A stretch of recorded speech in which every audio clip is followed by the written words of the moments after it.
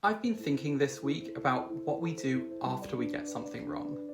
Not while it's happening, not while we're explaining it away, but in that quiet moment afterwards when we realise, okay, I can't call that a misunderstanding. I made a choice, it landed badly, and pretending otherwise won't undo the damage I've caused. This week's Torah portion, Parashat Ki Tisa, lives exactly in that moment. The people panic.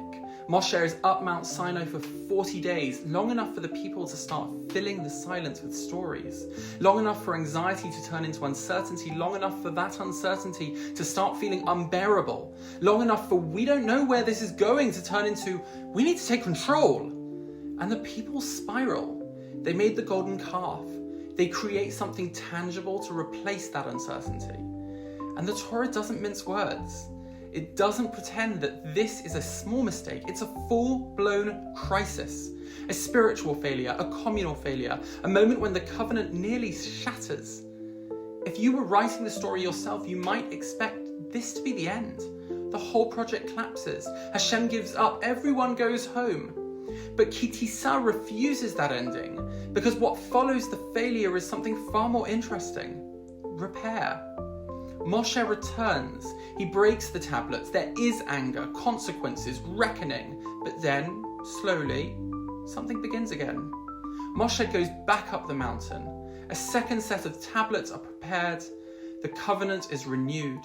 And what Ki Tisa quietly teaches us that Jewish life has never been built on the illusion that the people won't fail. It's built on the expectation that after failure, we repair, we return, we rebuild trust, we take responsibility. Failure is not the end of a story, avoidance is. And that's where the kavanah that I'm carrying from this parasha comes from.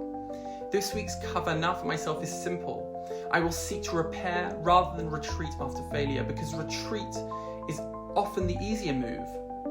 When we realize we messed up, we rationalize, we sometimes disappear for a while and hope the moment passes. Repair is a lot harder. Repair means facing what happened, naming it, taking responsibility, and choosing to rebuild what was damaged. So the question I'm bringing into this Shabbat, the one I'm asking myself this week, is this: when I mess up, do I apologise, or do I instinctively try to explain myself? And a question for you to sit with this week. When something breaks, a relationship, trust, a commitment you made, do you tend to retreat from the discomfort or step toward the work of repair? Because Ki Tisa reminds us of something very human. The real measure of character isn't whether we get everything right. It's what we do next. Shabbat Shalom.